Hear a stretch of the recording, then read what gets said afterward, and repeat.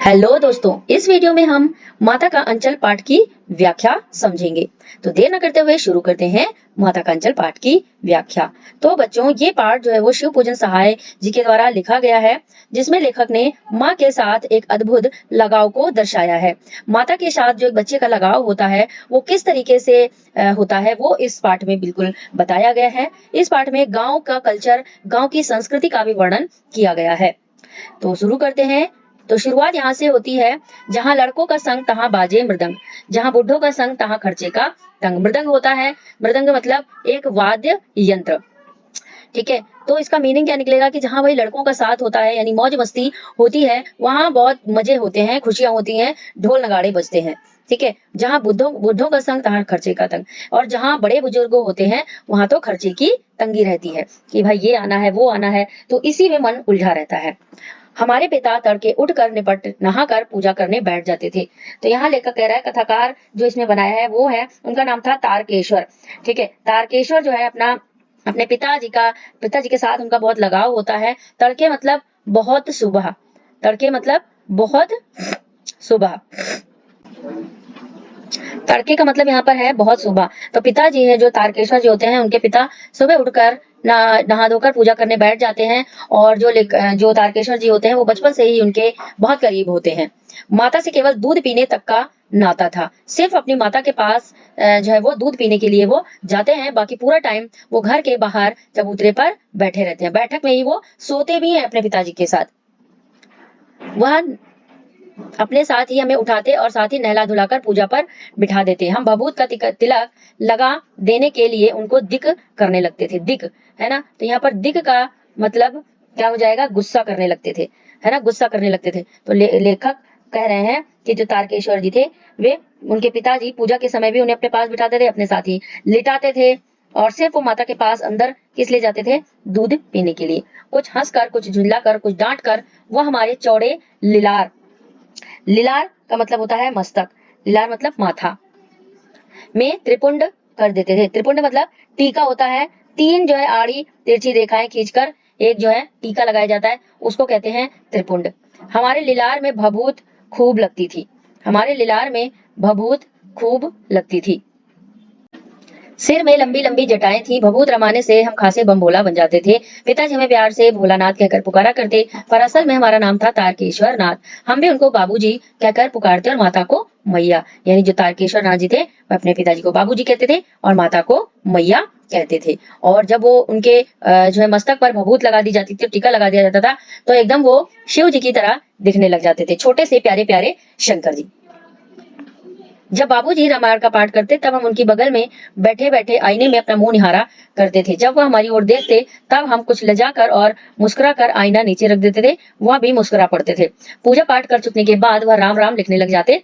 अपनी एक राम नामा बही पर 1000 राम नाम लिखकर वह उसे पाठ करने की पोथी के साथ बांधकर रख देते। तो यहाँ पर जो तारकेश्वर नाथ जी है वो क्या कह रहे हैं कि बाबूजी, उनके पिताजी रामायण का पाठ जब करते थे तो वो उनके पड़ोस में बैठ करके, बगल में बैठ करके आईने में यानी शीशे में अपना मुंह देखा करते थे। और जब वो बीच में नजर पड़ जाती थी उनकी पिताजी की, तब वो जो है कुछ लजा कर मतलब शर्मा कर और मुस्कुरा कर अपना जो आईना है, आईना मतलब शीशा, वो नीचे को रख देते थे और वो भी मुस्कुरा देते, यानी हल्की सी मुस्कुराहट उनके चेहरे पर आ जाती थी। अब जब पूजा पाठ कर चुकते थे तो वो राम नाम लिखते थे एक कागज पर।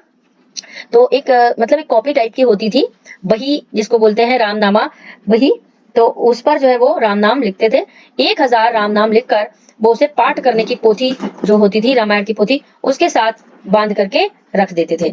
500 बार कागज के छोटे छोटे टुकड़ों पर राम नाम लिखकर आटे की गोलियों में लपेटते और उन गोलियों को लेकर गंगा जी की ओर चल पड़ते थे। ठीक है, 500 बार जो है राम नाम लिखा और जो है आटे की गोलियों में लपेट दिया और उन गोलियों को लेकर गंगा जी की ओर चल पड़े। उस समय छोटा सा लेखक और थे तारकेश्वर जी, तो उस समय भी हम उनके कंधे पर विराजमान रहते थे। जब वह गंगा में एक आटे की गोलियां फेंक कर मछलियों को खिलाने लगते, तब हम भी उनके कंधे पर बैठे बैठे हंसा करते थे।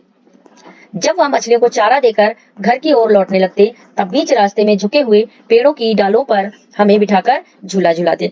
यानी जब गंगा जी से मछलियों को खिला करके, गोली खिलाकर वापस लौटते थे, तो फिर रास्ते में जो पेड़ झुके हुए होते थे उनकी डालों पर बिठा करके क्या करते थे, तारकेश्वर नाथ जी को झूला झुलाते थे उनके पिताजी। कभी कभी बाबूजी हमसे कुश्ती भी लड़ते और शिथिल होकर हमारे बल को बढ़ावा देते और हम उनको पछाड़ देते थे। यह उतान पड़ जाते और हम उनकी छाती पर चढ़ जाते थे। उतान का मतलब होता है पीठ के बल लेटना, है ना। उतान पड़ जाते हैं, पीठ के बल लेट जाते थे और उनकी छाती पर तारकेश्वर जी चढ़ जाते थे।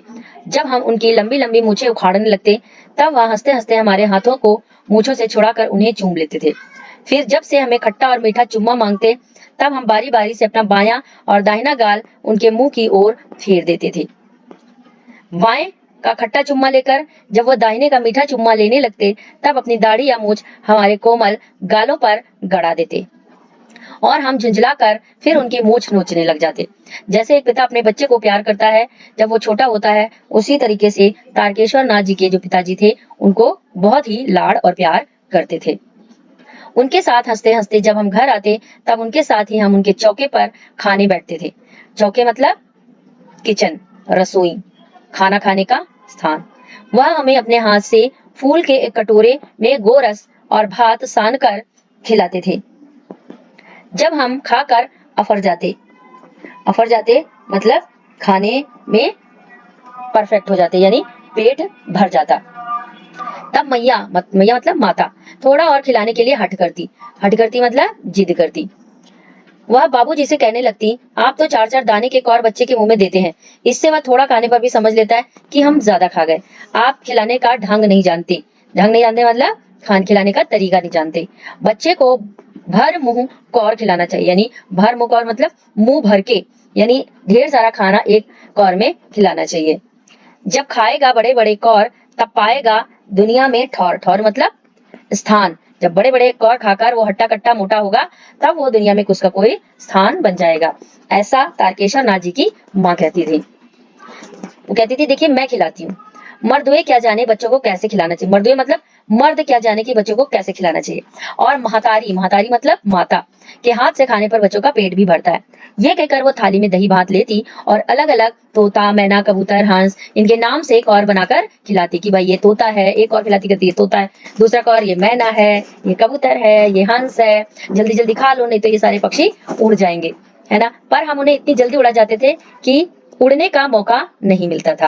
जब हम सब बनावटी चिड़ियों को चट कर जाते थे, यानी खा जाते थे, चट कर जाते थे मतलब खा जाते थे, तब बाबूजी कहने लगते थे, अच्छा अब तुम राजा हो, जाओ खेलो, राजा बाबू मेरा जाओ खेलो। बस हम उठकर उछलने कूदने लगते थे, यानी बहुत खुश हो जाते थे। फिर रस्सी में बंधा हुआ उनका काठ का घोड़ा मतलब काठ, लकड़ी का घोड़ा लेकर नंग धड़ंग बिना कपड़ों के, नंग धड़ंग मतलब बिना कपड़ों के, बाहर गली में निकल जाते थे। जब कभी मैया हमें अचानक पकड़ पाती तब हमारे लाख छटपटाने पर भी एक चुल्लू कड़वा तेल, चुल्लू मतलब हाथ का जो हथेली होती है उससे जो उसको बांधकर उसमें पानी भरना या तेल भरना, चुल्लू कड़वा तेल यानी सरसों का तेल हमारे सिर पर डाल देती थी। हम रोने लगते और बाबूजी उस पर बिगड़कर खड़े होते, पर वह हमारे सिर में तेल बोथ कर मतलब लगाकर, अच्छी तरीके से तेल लगाकर हमें उबट कर ही छोड़ती थी। उबट कर मतलब हमें जो है तेल लगा करके ही छोड़ती थी। फिर हमारी नाभि नेवल और लिलार मतलब मस्तक में काजल की बिंदी लगाकर चोटी गोदती थी और उसमें फूलदार लट्टू बांधकर रंगीन कुर्ता टोपी पहना देती थी और हम खासे कन्हैया बनकर बाबूजी की गोद में सिसकते मतलब थोड़ा सा रोते रोते बाहर आ जाते थे।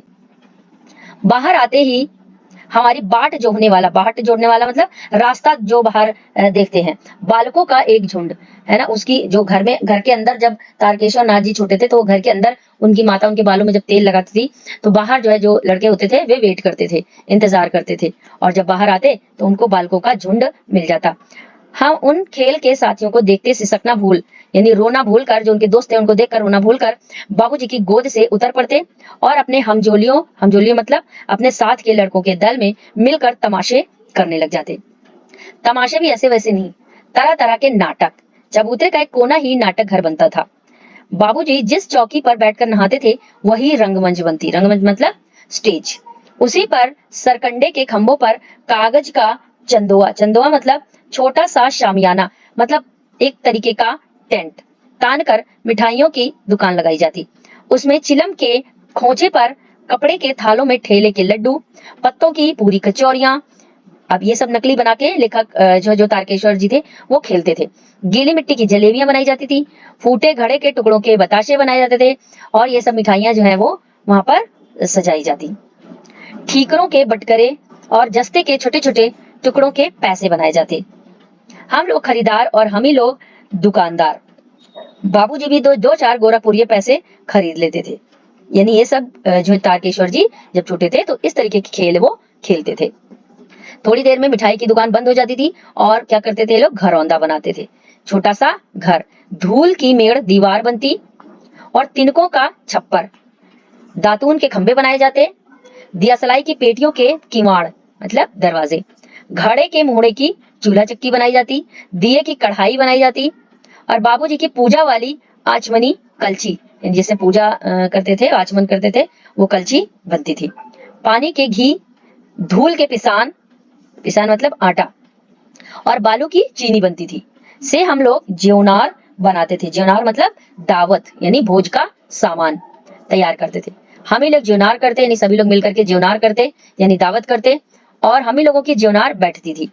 जब पंगत बैठ जाती थी तब बाबूजी भी धीरे से आकर पांत के अंत में जीमने के लिए बैठ जाते। जीमने मतलब खाने के लिए बैठ जाते थे। उनको बैठते देखकर हम लोग हंसकर घरौंदा बिगाड़कर भाग जाते थे। वह भी हंसते हंसते लोटपोट हो जाते और कहने लगते, फिर कब भोज होगा भोलानाथ। यानी ये सब क्या होते थे, तारकेश्वर नाथ जी के खेल जो बचपन में वो खेलते थे। और क्या क्या खेल खेलते थे आइए देखते हैं। कभी कभी ये लोग क्या करते थे, बारात का जुलूस निकालते थे। कनस्तर जो होता है, पीपा जिसको बोलते हैं, घी वगैरह रखते हैं जिसमें, का तंबूरा बस्ता, अमोले को घिसकर सहनाई बनाई जाती। अमोले मतलब आम का उगता हुआ पौधा। टूटी चूहेदानी की पालकी बनाई जाती। हम समधी बनकर बकरे पर चढ़ लेते और चबूतरे के कोने से चलकर बारात दूसरे कोने में जाकर दरवाजे लगती थी। वहां काठ की पटरियों से यानी लकड़ी की पटरियों से घिरे, गोबर से लिपे हुए, आम और केले की टहनियों से सजाए हुए छोटे से आंगन में कुलिये का कलसा रखा रहता था। वहीं पहुंचकर बारात फिर लौटकर आ जाती थी। लौटने के समय खटोली पर ओहार डालकर, ओहार ओहार मतलब पर्दे के लिए डाला हुआ कपड़ा, उसमें दुल्हन को चढ़ाया जाता था। लौट आने पर बाबूजी जो ही ओहार उघार कर मतलब उतार कर दुल्हन का मुंह देखने लगते, तो ही हम लोग हंसकर भाग जाते। थोड़ी देर बाद फिर लड़कों की मंडली आ जाती थी। इकट्ठा होते ही राय जमती कि भाई अब क्या करा जाए, चलो खेती क्या वाला खेल खेला जाए। जो चबूतरे के छोर पर घिरनी गड़ जाती और उसके नीचे एक घली कुआं बन जाती थी। मूंज की बटी हुई पतली रस्सी एक चुगड़ बांध गराड़ी पर चढ़ाकर लटका दिया जाता और दो लड़के बैल बनकर मोट खींचने लग जाते। चबूतरा खेत बनता, कंकड़ बीज और ठेंगा हल जुआठा बनते। बड़ी मेहनत से खेत जोए बोते और पटाए जाते थे। फसल तैयार होते देर नहीं लगती थी और हम हाथों हाथ फसल काट लेते थे। काटते समय गाते थे, ऊंच नीच में बई कियारी जो उपजी सो भई हमारी। फसल को एक जगह रखकर उसे पैरों से रौंद डालते थे। इसका मतलब होता है ऊंच नीच में बई कियारी यानी ऊंची नीची में कियारी जो है वो बोई जाती और जो उपजी यानी जो उसमें से अन्न निकला वो हमारा हो गया। ठीक है, फसल को रखकर उसे पैरों से रौंदा जाता था। कसोरे का सूप बनाकर, कसोरे मतलब मिट्टी का बना हुआ छिछला सा कटोरा, उसका सूप बनाकर ओसाते। क्योंकि ये सारी चीजें वो जो तारकेश्वर जी थे वो बचपन में देखते थे। तो एक जो छोटा बालक होता है वो जैसा देखता है वैसा ही करता है, तो जैसे वो देखते थे उसी टाइप के वो खेल खेलते थे।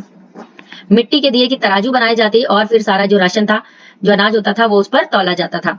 इसी बीच बाबूजी आ जाते खेल खेल में और पूछते, इस साल की खेती कैसी रही भोलानाथ। बस फिर क्या था, हम लोग ज्यों का तेल ज्यों का त्यों सब कुछ छोड़ करके जो लड़के होते थे वो भाग जाते थे। ये इस तरीके की मौज मस्ती की जाती थी। ऐसे ऐसे नाटक ये लोग खेलते थे। जब कभी हम लोग ददरी के मेले में जाने वाले आदमियों का झुंड देख पाते तब कूद कूद कर चिल्लाने लगते थे, चलो भाई ददरी सतु किसान की मोटरी।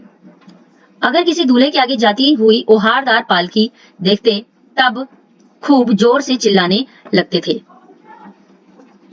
रहरी में रहरी पुरान रहरी, डोला के कनिया हमार बेरी। रहरी मतलब अरहर, रहरी को लोग रहरी बोलते थे। ठीक है, इसी पर एक बार बूढ़े वर ने हम लोगों को बड़ी दूर तक खडेल कर ढेलों से मारा था, ईंटों पत्थरों से मारा था। उस खसूट खब्बीस की सूरत आज तक हमें याद है, क्योंकि जब वो छोटे छोटे बच्चे होते थे वो परेशान करने लगते थे तो लोग उनको भगा देते थे खदेड़ करके। न जाने किस ससुर ने वैसा जमाई ढूंढ निकाला था, वैसा घोड़-मुहा आदमी हमने कभी नहीं देखा था। घोड़-मुहा मतलब घोड़े के मुंह जैसा आदमी। आम की फसल में कभी-कभी खूब आंधी आती है। आंधी के कुछ दूर निकल जाने पर हम लोग बाग की ओर दौड़ पड़ते थे।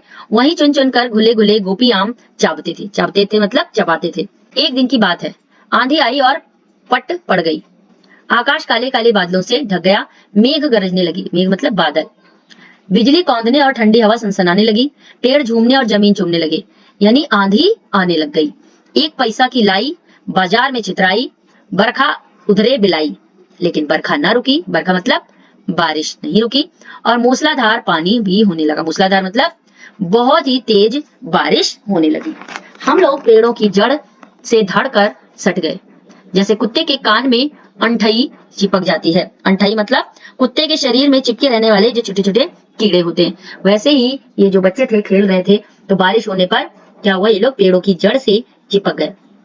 मगर बरखा जमी नहीं, थम गई। यानी बारिश जो है वो रुक गई। बरखा बंद होते ही यानी बारिश के बंद होते ही बाग में बहुत से बिच्छू नजर आए। हम लोग डर कर भाग चले। हम लोगों में बैजू बड़ा ढीठ था। बड़ा ढीठ था मतलब बहुत ही ज्यादा वो ढीठ था। संयोग की बात, बीच में मूसन तिवारी मिल गए। बेचारे बूढ़े आदमी को सूझता भी कम था, उनको दिखता भी कम था, क्योंकि वो बहुत बूढ़े थे। मूसन तिवारी नाम के एक व्यक्ति। बैजू उनको चिढ़ाता हुआ कहता है, बुढ़वा बेईमान मांगे करेला का चोखा। हम लोगों ने भी बैजू के सुर में सुर मिलाकर यही चिल्लाना शुरू किया। मूसन तिवारी ने बेतहाशा खदेड़ा। हम लोग तो बस अपने अपने घर की ओर आंधी हो चले। फटाफट जैसे ही खदेड़ा उसने, मूसन तिवारी ने, जैसे ही सारे बच्चे जो है वो अपने अपने घर की ओर बहुत ही तेज भागे। जब हम लोग ना मिल सके, तब तिवारी जी सीधे पाठशाला में चले गए, यानी जहां पर वो बच्चे पढ़ते थे, स्कूल में चले गए। वहां से हमको और बैजू को पकड़ लाने के लिए 4 लड़के गिरफ्तारी वारंट लेकर छूटे, यानी 4 लड़कों को पकड़ लाने के लिए उन्होंने बोला। इधर ज्यों ही हम लोग घर पहुंचे, त्यों ही गुरुजी के सिपाही हम लोगों पर टूट पड़े। गुरुजी के सिपाही मतलब जिनको गुरुजी ने 4 बच्चों को, उन बच्चों को जो परेशान कर रहे थे, उनको लेने भेजा था। बैजू तो 9-2-11 हो गया। 9-2-11 मतलब भाग गया। हम पकड़े गए, क्योंकि बैजू बड़ा था तो वो तो समझदार था और वो भाग गया। जो छोटे छोटे बच्चे थे वो पकड़ लिए गए। फिर तो गुरुजी ने हमारी खूब खबर ली, यानी बहुत डांट फटकार लगाई। खूब खबर ली मतलब अच्छे से डांट लगाई। बाबूजी ने जब यह हाल सुना, यानी पिताजी ने जब सुना, तो दौड़े दौड़े पाठशाला आए। गोद में उठाकर हमें पुचकारने और फुसलाने लगे। हमें दुलारने से चुप होने वाले लड़के नहीं थे। रोते रोते उनका कंधा आंसुओं से तर कर दिया, क्योंकि छोटे बच्चे थे, और जब उनको डांट पड़ी तो वो बहुत रोने लगे। वह गुरुजी की चिरौरी करने लगे। चिरौरी मतलब विनती करने लगे, और हमें घर ले आए, इन बच्चों को घर ले आए। रास्ते में फिर हमारे साथी लड़कों का झुंड मिला। वे जोर से चिल्लाते और नाचते गाते थे। माई पकाई गरर गरर पुआ, हम खाई पुआ, ना खेलब जुआ। यानी माई पकाई, माता ने जो है अच्छे अच्छे पुए बनाए हैं, और हम पुआ खाएंगे और जुआ नहीं खेलेंगे। फिर क्या था, हमारा रोना धोना भूल गया। हम हट करके बाबूजी की गोद से उतर पड़े और लड़कों की मंडली में फिर से मिल करके वही तानसुर अलापने लगे, यानी गाने लगे। तब तक सब लड़के सामने वाले मकई के खेत में दौड़ पड़े। उनमें चिड़ियों का झुंड चल रहा था। वे दौड़ दौड़ कर उन्हें पकड़ने लगे, पर एक भी हाथ नहीं आई। हम खेत से अलग ही खड़े होकर गा रहे थे, राम जी की चिरई, राम जी का खेत, खा लो चिरई भर भर पेट। यानी राम जी की चिड़ैया, ईश्वर की चिड़ैया, और खेत भी ईश्वर का, तो खा लो चिड़ई यानी चिड़िया, तुम पेट पेट भर के जो है अपना खाना खा लो। हमसे कुछ दूर बाबूजी और हमारे गांव के कई आदमी खड़े होकर तमाशा देख रहे थे। बाबूजी भी ये सारी चीजें देख रहे थे और यही कहकर हंसते थे कि चिड़िया की जान जाए लड़कों का खिलौना। यानी चिड़िया की तो जान चली जाएगी चिड़िया को पकड़ने में, लड़कों के पकड़ने में, और लड़कों के लिए तो ये चिड़िया खिलौना है। सचमुच लड़के और बंदर पराई पीर नहीं समझते, यानी बंदर भी परेशान करते रहते हैं, और उस तरीके से जो छोटे छोटे बच्चे होते हैं वो भी अपने बचपन की शरारतों से सबको परेशान करते हैं। एक टीले पर जाकर हम लोग चूहों के बिल से पानी उलीचने लगे। नीचे से ऊपर पानी फेंकना था। हम सब थक गए। तब तक गणेश जी के चूहे की रक्षा के लिए शिव जी का सांप निकल आया, कि बिल में पानी भरा था और उन लोगों ने सोचा कि भाई चूहों का बिल है, पानी निकलने लगे। तब तक उसमें से सांप निकल आया। रोते चिल्लाते हम लोग बेतहाशा भाग निकले। कोई औंधा गिरा, कोई अंटा चिंट मतलब कहीं भी इधर उधर गिरते पड़ते सब लोग भागने लगे सांप को देखकर। किसी का सिर फूटा, किसी के दांत टूटे, सभी गिरते पड़ते भागे। हमारी सारी देह लहूलुहान हो गई, यानी खून से लथपथ हो गई। पैरों के तलवे कांटों से छलनी हो गए। हम एक सुर से दौड़े हुए आए और घर में घुस आए। उस समय बाबूजी बैठक के ओसारे में बैठकर गुड़हुक्का गुड़गुड़ा रहे थे। ओसारा मतलब दालान, बरामदा। उन्होंने हमें बहुत पुकारा पर उनकी अनसुनी करके हम दौड़ते हुए मैया के पास चले गए, यानी अपनी माता के पास चले गए, क्योंकि उस समय जो है वो बच्चा बहुत डर गया था। तो जब डरता है बच्चा तो पिताजी के पास वो नहीं गया, वो सीधे अपनी माता के पास अंदर चला गया। जाकर उसी की गोद में शरण ली। मैया चावल अमनिया कर रही थी, यानी चावल जो है वो साफ कर रही थी। अमनिया मतलब साफ करना। हम उसी के आंचल में छिप गए। हमें डर से कांपते देखकर वह जोर से रो पड़ी और सब काम छोड़ बैठी। अधीर मतलब परेशान होकर हमारे भय का कारण पूछने लगी। कभी हमें अंग भरकर दबाती और कभी हमारे अंगों को अपने आंचल से पोंछकर हमें चूम लेती। बड़े संकट में पड़ गई, यानी अचानक से वो घबरा गई कि आखिर हो क्या गया, ये बच्चा अचानक से भाग करके मेरे गोद में क्यों छिप गया। झटपट हल्दी पीसकर हमारे घाव पर थोपी गई। जो घाव हो गए थे भागते भागते जब आ रहा था बच्चा, तो उस पर हल्दी वगैरह लगाई। घर में कोहराम मच गया कि आखिर क्या हो गया। हम केवल धीमे सुर में स कहते हुए मैया के आंचल में लुके चले जाते थे, यानी छुपे चले जाते थे। लुके मतलब छुपे चले जाते थे। सारा शरीर थर थर कांप रहा था, यानी बहुत डर से कांप रहा था। रोंगटे खड़े हो गए थे। हम आंखें खोलना चाहते थे पर वे खुलती नहीं थी।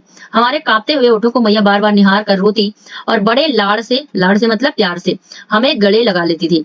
इसी समय बाबूजी दौड़े आए। आकर झट हमें मैया की गोदी से अपनी गोद में लेने लगे, पर हमने मैया के आंचल की प्रेम और शांति के चंदोवे की छाया न छोड़ी। तो यहाँ पर ये पाठ खत्म हो जाता है कि मतलब यहाँ पर ये दिखाया गया है कि एक छोटा सा बच्चा किस तरीके से अपने मातृ प्रेम के वशीभूत होकर माता की गोद में जाकर के छिप जाता है और कितना उसे अपनी माता से लगाव होता है। क्वेश्चन आंसर, इसके जो प्रश्न उत्तर है वो हम अगले वीडियो में डिस्कशन करेंगे। मिलते हैं एक नए वीडियो के साथ।